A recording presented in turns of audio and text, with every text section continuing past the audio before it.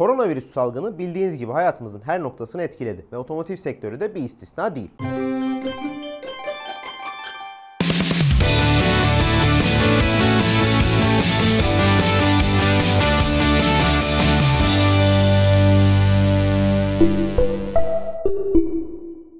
Normalde New York Otomobil Fuarı'nda 8 Nisan'da duyurulması beklenen 2020 kazananı da muhtemelen fuarın ertelendiği Ağustos ayında açıklanacak. Petronas ile Bilgin Olsun'un bu bölümünde 2010 yılından beridir bu ödülü evine götüren markalar ve onların galibiyete uzanan modellerini konuşacağız. 2005'ten beridir düzenlenen etkinlikte 2010'a kadar kazananları da hızlıca sayayım ben size. 2005 Audi A6, 2006 BMW 3 serisi, 2007 Lexus LS460, 2008 Mazda 2, 2009 Volkswagen Golf. 2006'dan itibaren 3, 2014 ile beraber 4 ve 2017'den sonra 5 kategoride ödül dağıtan etkinlikte kararları 86 otomotiv basının mensubu veriyor. Ancak biz sadece W Koti olarak geçen genel klasmana göz atacağız. Benim de toplamda 4 farklı versiyonunu kullandığım 6R kodlu 5. nesil Volkswagen Polo piyasada bulunduğu ilk tam yılda Mercedes-Benz E serisi ve Toyota Prius'u geride bırakarak ödüle ulaşmayı başardı. 1.0 atmosferik, 1.2 atmosferik benzin ve turbo dizel, 1.4 atmosferik benzin, turbo dizel, turbo benzin, 1.6 litrelik turbo dizel ve 2014'te gelen makyajla GTI versiyonunda 1.8 TSI motorla satılan B segmenti model 2017'de yerini 6. jenerasyonuna bıraktı ve daha yalın bir motor yelpazesine kavuştu. Elektrikli ulaşımı daha ana akım kılmak üzere tasarlanan Nissan Leaf'in orijinal versiyonu içten yanmalı motorlara sahip büyük ve lüks modeller Audi A8 ve BMW 5 serisini mağlup etti ve ödüle uzandı. Dünya çapında yarım milyona yaklaşan satışı ve daha normal duran ikinci nesliyle Leaf kesinlikle geleceğin otomobillerinden bir tanesi. Ödülü kapan versiyon 80 kW'lık yani 110 beygirlik elektrik motorunu 24 kWh bataryayla besliyordu ve 117 km civarında menzil sunuyordu. Yeni nesilde bu değerler doğal olarak çok daha gelişti. Bir süre kendinizi hazırlayın, Volkswagen grubu hegemonyasına giriyor ödüller. 3 yıllık hükümdarlığı başlatan ve tacı Volkswagen armasına geri getiren otomobil A segmenti modeli Up oldu. 2006'daki nesliyle ödülü kapan BMW 3 serisinin F30 jenerasyonunu ve Porsche 911'in 991 neslini geride bırakan Volkswagen Up'ın tasarımında ünlü Walter De Silva'nın da imzası var. 2018'de satışa sunulan 116 beygirlik 1.0 TSI motora sahip Up GTI'da garajımda olmasını istediğim makinelerden bu arada.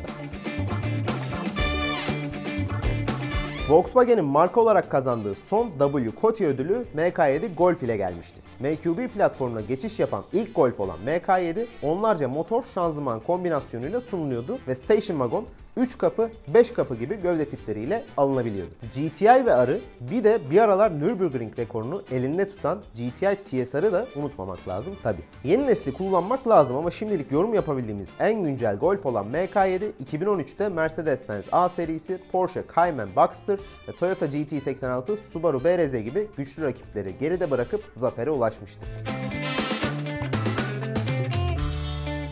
2012'nin başında tanıtılan ve 2013 itibariyle satışa sunulan 3. nesil Audi A3, Volkswagen grubunun kazandığı son W Koti ödülünün sahibi. Mazda 3 ve BMW 4 serisini geride bırakarak zafere ulaşan otomobil temel olarak MK7 Volkswagen Golf'ün daha premium versiyonu. Bu yüzden ikilinin motor ve şanzıman seçenekleri çoğunlukla ortaktı. Farkları söyleyip bitireyim. Volkswagen'de karşılığı olmayan RS3, A3'te bulunmayan Station Wagon gövde tipi.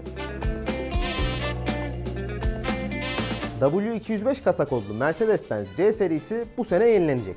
2015'te Volkswagen Passat ve Ford Mustang'i geride bırakarak ödülü kapan D sedan bakalım yeni jenerasyonuyla 2021'de ödüle aday olabilecek mi? Bu soruyu cevaplayamayız. Ancak size test ettiğimiz makyajlı paket üzerinden güncel C serisinin ne kadar iddialı olduğunu hatırlatabiliriz. Hemen bir kartla. C200 Formatic hem performanslı hem gerektiğinde görece ekonomik, iyi bir premium sedandı. Yeni nesilde bu durumun değişeceğini sanmıyorum. Hatta daha da iyiye gidecek. Ödülleri ben verseydim seçimi kesinlikle böyle yapardım dediğim ilk sene 2016 oldu. Onu kazanan da hayranlığımı gayet iyi bildiğiniz Japon Roadster Mazda MX-5'in ND kodlu 4. nesliydi. Mercedes-Benz GLC ve Audi A4, A4 Avant çiftini geride bırakan minik spor model iki motor seçeneğiyle satılıyor. 1.5 ve 2.0 Skyactiv G. Büyük hacimli olanın gücü 184 beygire çıktı. Diğeri de İstanbul Park'ta kullanması en üzücü olan otomobil yapıyor. Çünkü 131 beygirle bir üst dilimden ücretlendiriliyorsunuz. Sürüşü en keyifli makinelerden biri MX-5 ve tüketimi de gayet düşük. Her sene ödül verseler itiraz etmem valla.